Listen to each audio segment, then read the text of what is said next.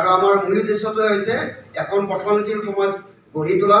ছাত্ৰ ছাত্ৰীসকলে যাতে পাঠ্যপুথিৰ কিতাপৰ উপৰিও পুথিভঁৰালৰ পৰা গাঁৱে গাঁৱে পুথিভঁৰালো আছে বহু ঠাইত। আমি এইটোৱে বিচাৰোঁ যাতে পঠনশীল সমাজ এখন গঢ়ি তোলে, কাৰণ জ্ঞানেই শক্তি বুলি কৈছে। Knowledge is power. গতিকে জ্ঞানেই যিহেতু শক্তি, জ্ঞান লাভ কৰিব লাগিলে কিতাপ পঢ়িবই লাগিব। যিখিনি অভিভাৱক আছে তেওঁলোক চিনচিয়াৰ, তেওঁলোক প্ৰজ্ঞাবান, তেওঁলোকে জানে সন্তানক কি কৰিব লাগে কি কৰিব নালাগে। সেইবাবে আজি এইখন চকীত তেওঁলোকে বহিবলৈ সক্ষম হৈছে। গোটেই অসমৰ ভিতৰত এই অভিভাৱকৰ বাবে আমি এটা জোৰে অকণমান হাত চাপৰি বজাইছোঁ। সকলোকে স্বাগতম জনাই অৰ্চনাৰ বিভিন্ন শিতানৰ প্ৰিয় দৰ্শকসকল, আন এটা নতুন ভিডিঅ' লৈ আপোনালোক সকলোকে স্বাগতম জনাইছোঁ। বৰ্তমান মই আছোঁ কটন মহাবিদ্যালয়ৰ এলমনাই এটি বিশেষ হলত, যিটো হলৰ পৰা আজি আপোনালোকক ভিডিঅ' দিবলৈ গৈ আছোঁ। কিয় আহিছোঁ আপোনালোকক মোৰ ছোৱালীৰ যোগেৰে কৈ আছোঁ। আজি ক'ত আহিছোঁ কোৱা? আজি এতিয়া আমি মোৰ বৃত্তি পৰীক্ষা দিছিলোঁ মই, আৰু এতিয়া প্ৰথম স্থান পাইছিলোঁ অসমৰ ভিতৰত। আজি এটা মিটিং হ'ব, গুৱাহাটী আহিছোঁ। সম্বৰ্ধনা আছে আজি, গতিকে ছোৱালীৰ আজি সম্বৰ্ধনাৰ কাৰণে এয়া গুৱাহাটী কটন কলেজৰ এই হলত আজি আমি উপস্থিত হৈছোঁ। গতিকে প্ৰিয় দৰ্শকসকল, এইখিনিতে আপোনালোক সকলোকে বহুত বহুত ধন্যবাদ জ্ঞাপন কৰিছোঁ। লগতে ভিডিঅ'টো প্ৰথমৰ পৰা শেষলৈ চাই আমাক উৎসাহিত কৰিব বুলিও আশা ৰাখিছোঁ। আৰু ভিডিঅ'টি ইয়াৰ পৰাই আমি আৰম্ভ কৰিছোঁ। প্ৰথমে আপোনালোকক দেখাইছোঁ আজি অনুষ্ঠিত হ'ব লগা, আমি অলপ আগতীয়াকৈ আহি পালোঁ, গতিকে আজি অনুষ্ঠিত হ'ব লগা এই সম্বৰ্ধনা অনুষ্ঠানখনৰ এই হলটো আপোনালোকক প্ৰথমে মই দেখাইছোঁ। একদম বহুত সোনকালেই অলপ আহি পালোঁ। চ' এয়া মানুহ আহিব লৈছে, গতিকে খন্তেক সময়ৰ পিছতে ইয়াতে মানুহ উপস্থিত হ'ব, ব্যক্তিসকল আহিব আৰু এয়া যো চলাই আছে। খুব ভাল লগা সময়খিনি আপোনালোকে চাব বুলি আশা কৰোঁ। অসম ভিত্তিত আয়োজিত এই সম্বৰ্ধনা অনুষ্ঠানলৈ অসমৰ বিভিন্ন ঠাইৰ পৰা ব্যক্তিসকল আহিছিল। কিন্তু দুখৰ বিষয়, এই অনুষ্ঠানৰ আগতে আমি এক বিশেষ অনুষ্ঠানে পাতিব লগা হৈছিল। সেয়া হৈছিল স্মৃতি তৰ্পণ অনুষ্ঠান, যি অনুষ্ঠানত এই অনুষ্ঠানৰ সৈতে ওতঃপ্ৰোতভাৱে জড়িত হৈ থকা সন্মানীয় ডক্টৰ গণেশ্বৰ চহৰীয়াদেৱৰ আকস্মিক বিয়োগত এই স্মৃতি চাৰণ সভা পাতিব লগা হৈছিল। 1 মিনিট মৌন প্ৰাৰ্থনা কৰি আমি পুনৰ এই সম্বৰ্ধনা অনুষ্ঠানত ব্ৰতী হৈছিলোঁ। সকলোকো ধন্যবাদ জনাইছোঁ, তেখেতসকলে নিজৰ শিশুসকলক ইয়ালৈ লৈ অনাৰ বাবে। আজি গুৱাহাটীস্থিত কটন এলুমিনাই হলত অনুষ্ঠিত হোৱা জ্ঞান বিজ্ঞান বৃত্তি পৰীক্ষা 2025ৰ বঁটা বিতৰণী সভাত মাননীয় সভাপতি মহোদয় প্ৰমুখ্যে আমন্ত্ৰিত অতিথিবৃন্দ আৰু সাক্ষৰতা কৰ্মী, অনুষ্ঠানৰ লগত জড়িত কৰ্মকৰ্তাসকল হৈ আজিৰ এই বঁটা বিতৰণী সভাত উপস্থিত থকা আটাইলৈ নমস্কাৰ জনাইছোঁ। 1987 চনৰ 2 অক্টোবৰ তাৰিখে বিজ্ঞানক জনমুখী কৰি তোলাৰ অৰ্থে অসম বিজ্ঞান সমিতিৰ লগতে দেশৰ 26টা স্বেচ্ছাসেৱী সংগঠনে দেশৰ 5 ঠাইৰ পৰা কলাৰ মাধ্যমেৰে এটি জনবিজ্ঞান যাত্ৰা নামেৰে প্ৰচাৰ অভিযান আৰম্ভ কৰিছিল।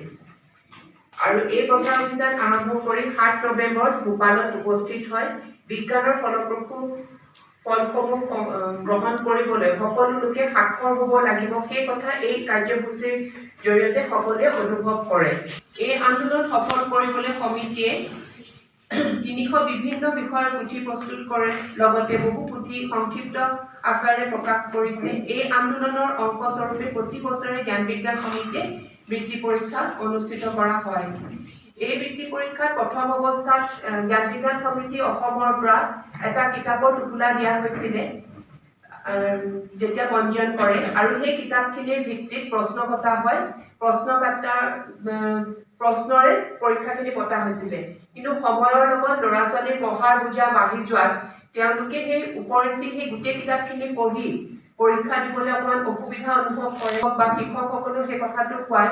আমি 60 আৰু 40% এনেকৈ ধৰি 60% তেওঁলোকৰ পাঠ্যপুথিৰ প্ৰশ্ন আৰু 40% সাধাৰণ জ্ঞান বা আমাৰ অনুষ্ঠানৰ লগত জড়িত যিখিনি কথা থাকে তেনেকুৱা কিছু কথা আমি পৰীক্ষাসমূহ পাতিবলৈ ল'লোঁ।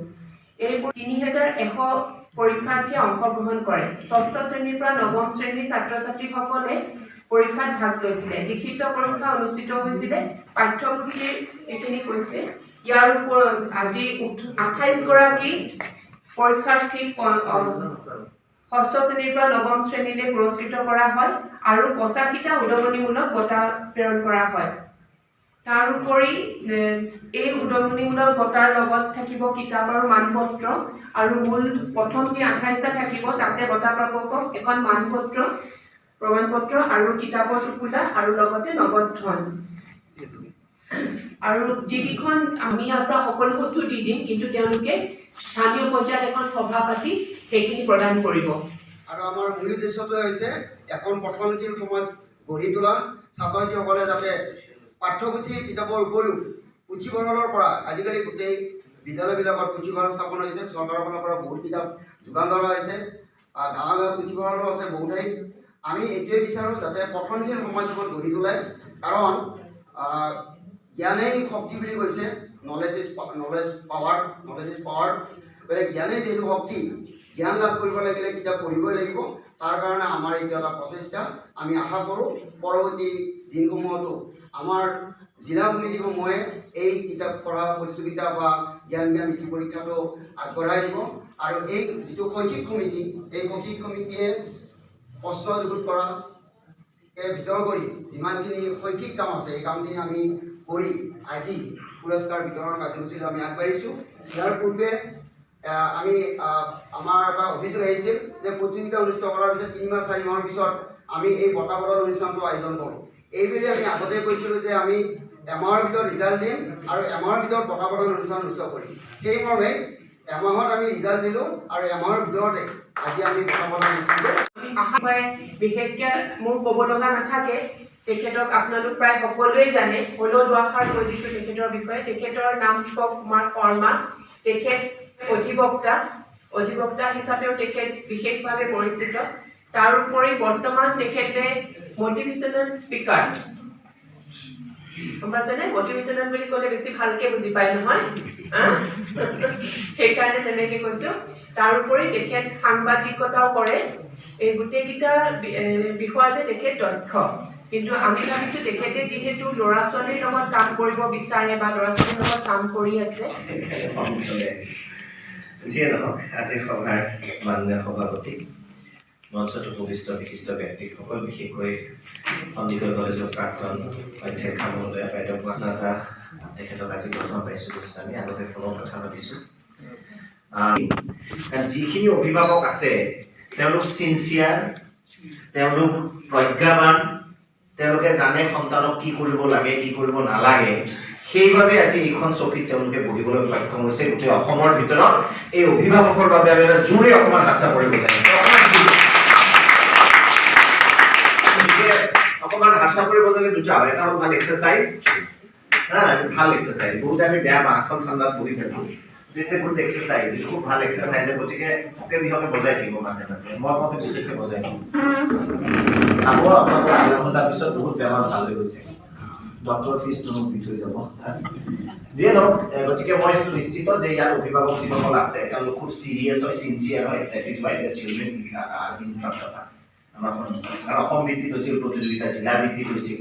গোটেইখন জিলাৰ মাজত আৰু বাইদেউসকলে নিশ্চয় খুব টান প্ৰশ্নই কাটিছিল মোৰ দেখি লাগিছে, কাৰণ জ্ঞান বিজ্ঞান সমিতিৰ নামেই। এই টান প্ৰশ্নৰ ভিতৰত আপোনালোকে এচিভড। কিন্তু দুই এটা কথা পঢ়াৰ উপৰিও, পঢ়াৰ কথাটো মই কৈছোঁ যে আপোনালোকে জানে, আপোনালোকক শিকাই দিয়াৰ প্ৰয়োজন নাই।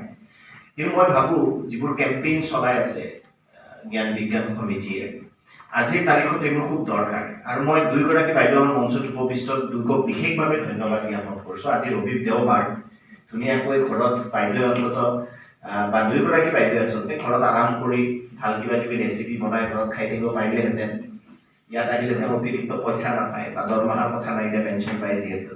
আপোনালোকে আহিছে, তাৰ বাবে মই এখেতক অকণমান হাত চাপৰি বজাই দিব লাগে।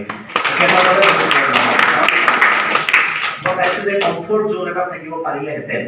ইয়াত আহি আৰু বিশেষ they have achieved most of the things in their life. কিন্তু আহিছে কিয়? যাতে ছাত্ৰ ছাত্ৰীসকলে অনুপ্ৰেৰণা পায় অনুষ্ঠানৰ লগত। আজিৰ সমাজত কি হৈছে জানে, এই মানুহবিলাকৰ অকণ অভাৱ হৈছে। আমি বেছি চেল্ফ চেন্ট্ৰিক টাইপ হৈ গৈছোঁ। সমাজৰ লগত বিশেষ আমাৰ সম্পৰ্ক নোহোৱা হৈছে। সেইকাৰণে মানুহবোৰ সুখী নহয়। এইকাৰণে এতিয়া মই সুস্মিতা গোস্বামীৰ লগত মই কথাটো পাতিছিলোঁ যে আচলতে আমি এটা যে আজিকালি ধৰক কলেজৰ লেকচাৰৰ প্ৰফেচাৰ আগতে খুব এইবিলাক কামত এইবিলাক ছ'চিয়েল কামত মই বহুত দেখিছিলোঁ, এইটো বুলি নহয় বিভিন্ন সংগঠন। আজিকালি নেদেখোঁ। দুটা কাৰণ আছে। এটা কাৰণ হ'ল তেওঁলোকৰ কলেজত যথেষ্ট এছাইনমেণ্ট দিয়া থাকে আজিকালি, নেকৰ গ্ৰেড ছেড এইবোৰ বহুত থাকে কিবা কিবি, সেইটো এটা। দ্বিতীয় আৰু এটা কাৰণ আছে, দৰমহাটো অকণমান বাঢ়ি গ'ল আগতকৈ। দৰমহা বাঢ়ি গ'লে মানুহে ভাবে সুখ হয়, নহয়, বেছি লোন হয়। দৰমহা যিমানে বাঢ়িব লোন বেছি, অৰ্থাৎ আমি বেছি, যদি আমি 2 BHK ফ্লেটত আছিলোঁ, দৰমহা বেছি পোৱাৰ লগে লগে 4 BHK ফ্লেট ল'ব লাগে। দৰমহা কম থাকিলে ৱেগনাৰ দি চলি যায়, দৰমহা বেছি হোৱাৰ লগে লগে স্কৰপিঅ' টাইপ বা টয়টা টাইপ এখন গাড়ী ল'ব লাগে। অৰ্থাৎ দৰমহাটো বেছি পোৱাৰ লগে লগে আমাৰ কি হয়, ইনষ্টলমেণ্টটো বাঢ়ি যায়। ল'ৰা ছোৱালীৰ বিয়াৰ বাজেট যদি আপোনাৰ 10 লাখ টকা আছিল, 30 লাখ টকা হ'ব। সেইকাৰণে আচলতে পইচা বস্তুটো মই নাভাবোঁ যে 7, 8 অহাৰ লগে লগে আজিকালিতো নাৰ্চাৰীৰ পৰাই যথেষ্ট চিৰিয়াছ মাক বাপেক, ইমান বেছি নাহাহিবি মেট্ৰিক আছে, হা, অমুক নকৰিবি মেট্ৰিক আছে, মই এবছৰ ক'তো ওলাই যাব নোৱাৰিম। কিয়? মই আকৌ কৈছোঁ, মোৰ ভুল হ'ব পাৰে দেই, মই নিজে চোকা ল'ৰা নহয়, গতিকে হয়তো ভাবিব পাৰে যে চোকা নহয় কাৰণে কৈছে কথাটো, কিন্তু মই ভাবোঁ এইবিলাক বেছি আৰু অভাৰ এটা হাইপ ক্ৰিয়েট কৰি দিছোঁ। কাৰণ তাৰপিছত কি আমি লাইফ স্কিলবিলাক শিকোৱা নাই, জীৱন জীয়াই থকাৰ মন্ত্ৰবিলাক শিকোৱা নাই, সুখী হোৱাৰ আমি এটা ৰবট জন্ম দি আছোঁ। গতিকে 8, 9, 10 তাৰপিছত হাই ছেকেণ্ডেৰী যিসকলে ছায়েন্স ল'লে, এইফালে নিট JEE, নিট সেই লৈ 2 বছৰ গ'ল। মেডিকেল কলেজ ইঞ্জিনিয়াৰিঙত মই লাইফটো এটা লাৰ্জাৰ প্ৰস্পেক্ট, মই ইঞ্জিনিয়াৰিং কলেজ এখন গৈছিলোঁ, এই কথাটো মই তেওঁক কৈছিলোঁ তেতিয়া যে 5 ইয়াৰ্ছ 6 ইয়াৰ্ছ 7 ইয়াৰ্ছ আকৌ পঢ়োঁতে গ'ল যে এইটো কৰিবলৈ, আকৌ স্পেচিয়েলিষ্ট হ'ব লাগিব। ওলাই গৈ যে ডাক্তৰ ইঞ্জিনিয়াৰ লাখ লাখ টকা পায় নহয়, 7-8 বছৰ আকৌ ষ্ট্ৰাগল কৰিব লাগিব। তাৰপিছত অকণমান ইনকাম বা ভাল চাকৰি এটা হ'ল, মাহত 2 লাখ টকা ইনকাম কৰিলে। তেওঁ নিশ্চয় গুৱাহাটীত নাথাকে, গুৱাহাটীত আহি তেওঁ এতিয়া মাটিটো নাপায়, আজিকালি ফ্লেট ল'ব লগা হ'ল। তাৰপিছত তেওঁ বিয়া পাতাৰ বয়স হ'ল, বিয়া পাতাত আৰু ডক্টৰ ইঞ্জিনিয়াৰ পুতেকে মাক বাপেকৰ পৰা পইচা নলয়। মই যে ক'লোঁ নিজৰ পইচা 30-40 লাখ টকাৰ লোন লো। তাৰপিছত বাচ্ছা জন্ম পাব, বাচ্ছাও জন্ম পাব চব হস্পিটেলত নহয়, চবতকৈ দামী হস্পিটেল, বাপেক ডক্টৰ ইঞ্জিনিয়াৰ, গতিকে তাত গ'ল 3 লাখ টকা জন্মৰ দিনাই। মানে এটা ভেকচিনত গ'ল আপোনাৰ মাহে 5,000 টকা। মানে এনে পৰম্পৰা, যিটো ছ'চিয়েল বণ্ডিং, ফেমিলি বণ্ডিং, এইটো গোটেই পৃথিৱীত পাবলৈ নাই। আজিও অসমতে সম্ভৱ যে 25 বছৰৰ ল'ৰা এজনে যেতিয়া বিয়া পাতিব যাব, মাকে যে কিবা এটা মিঠা খুৱাই দিয়াৰ নিয়ম আছে, তেতিয়া ল'ৰাটোৱে কান্দে 35 বছৰ বয়সতো, মা বিয়া কইনা আনিবলৈ যামগে বুলি কয়। আজিও ইয়াৰ অসমতে সম্ভৱ, বিদেশত সম্ভৱ নহয়। 18 বছৰ পোৱাৰ লগে লগে বেলেগ এটা হৈ যাব। আজিও চাব আপোনালোকে বহুত ল'ৰাই কান্দে বিয়াৰ সময়ত, ডাঙৰ ডাঙৰ ল'ৰাই কান্দে। আমি উই আৰ স্পেচিয়েল, আমি ইমোশ্যনেলি আমি সুপাৰিয়াৰ নহয়, ঠিক, আমি এক্সেপশ্যনেল বুলি ভাবোঁ, কাৰণ আমি সেই বণ্ডিং লাহে লাহে কি হৈছে সমাজত, এই বণ্ডিংটো নোহোৱা হৈ গৈ আছে।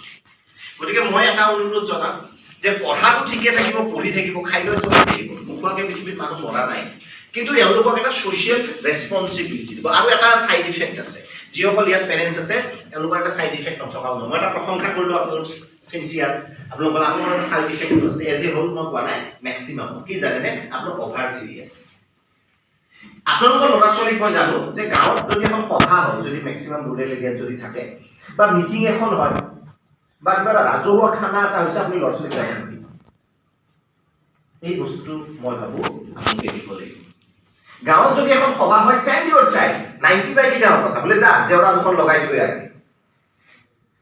আমি কি কৰোঁ, আমাৰ পৰীক্ষা এইবাৰ অংশগ্ৰহণ কৰিছিল, আৰু কেন্দ্ৰ আছিল 60টা কেন্দ্ৰ, আৰু জিলা আছিলে 18খন জিলাৰ ছাত্ৰ ছাত্ৰীয়ে এইবাৰ অংশগ্ৰহণ কৰিছিল।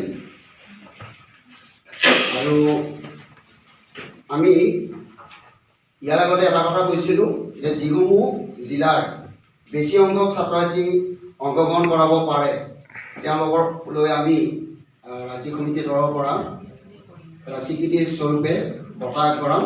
আৰু আমি প্ৰথমতে সেই ডিষ্ট্ৰিক্টলৈ দিয়া বঁটা প্ৰদান কাৰ্যসূচীটো প্ৰথমতে আমি আগবঢ়াব বিচাৰিছোঁ।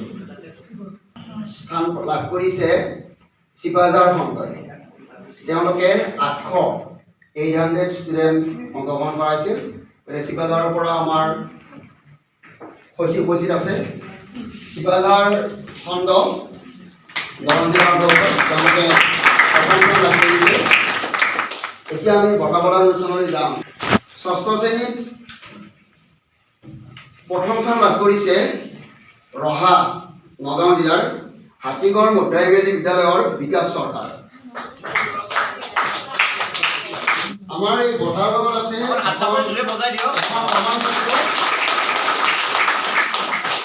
প্ৰমাণ পত্ৰ আছে। এইবাৰ আমি সপ্তম শ্ৰেণী শাখালৈ আহিছোঁ। সপ্তম শ্ৰেণী শাখাত প্ৰথম স্থান লাভ কৰিছে শিৱসাগৰৰ বাপুজী বালিকা উচ্চ মাধ্যমিক বিদ্যালয়ৰ গাৰ্গী ডেকা। পিতৃ মাতৃ দুগৰাকী আছে, তেওঁলোকক চেং কৰাই দিছোঁ। এয়া পিতৃ মাতৃ আৰু গাৰ্গী ডেকাই বঁটাটো এতিয়া ল'ব। আমাৰ যাওকচোন সিহঁতক বঁটা দিব আহি।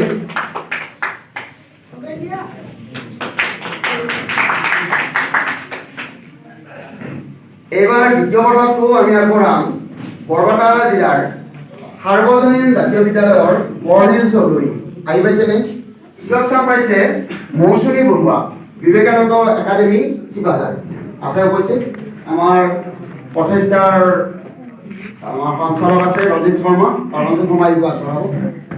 এয়া মৌচুমী বৰুৱা আৰু তেওঁৰ মাতৃ বিশ্ব উপস্থিত আছে, মাতৃ আছে। তাফান্না আহিছেনে?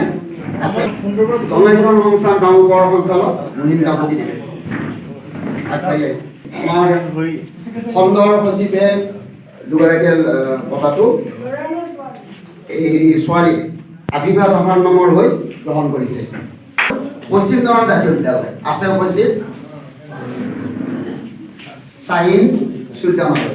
এওঁ পশ্চিম গাঁৱৰ জাতীয় বিদ্যালয়ৰ ছাত্ৰী আৰু খুব সম্ভৱ দেউতাক মাক বাবা উপস্থিত আছে ন? অলপ চিনাকি কৰি। মৰিগাঁও জিলাৰ মহিলাবাৰীৰ জ্ঞান বিজ্ঞান বিদ্যাপীঠৰ ছাত্ৰ মাৰুফ বিল্লা। মাৰুফ বিল্লা স্কুলখন জ্ঞান বিজ্ঞান বিদ্যালয় নামেৰে যিখন বিদ্যাপীঠ নামেৰে যিখন বিদ্যালয় স্থাপন কৰিছে, এইখন সম্পূৰ্ণৰূপে আমাৰ জ্ঞান বিজ্ঞান সমিতিৰ কৰ্মকৰ্তাসকলে সেইখন বিদ্যালয় এটা আৰম্ভ কৰিছে, স্থাপন কৰিছে মহিলাবাৰীত। তেওঁলোকলৈ আমি ধন্যবাদ জ্ঞাপন কৰিছোঁ আৰু বঁটাটো মাৰুফ বিল্লাসকলে নিজে গ্ৰহণ কৰিছে। এতিয়া তাঁতী আদৰ্শ বিদ্যালয়ৰ কৃষ্ণা বৰুৱা আছে উপস্থিত।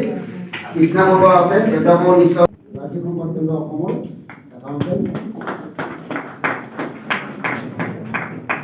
নিহাৰিকা শুক্লবৈদ্য BMC পূৰ্বধন উচ্চ মাধ্যমিক বিদ্যালয় গোলাঘাট।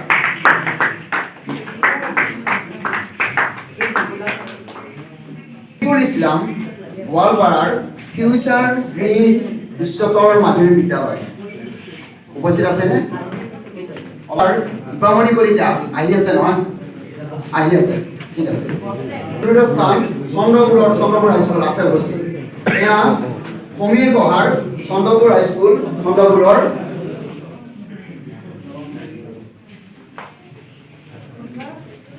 এইটো অষ্টম শ্ৰেণী। আমাৰ আজিৰ অতিথিৰ হাতৰ পৰা ল'ব।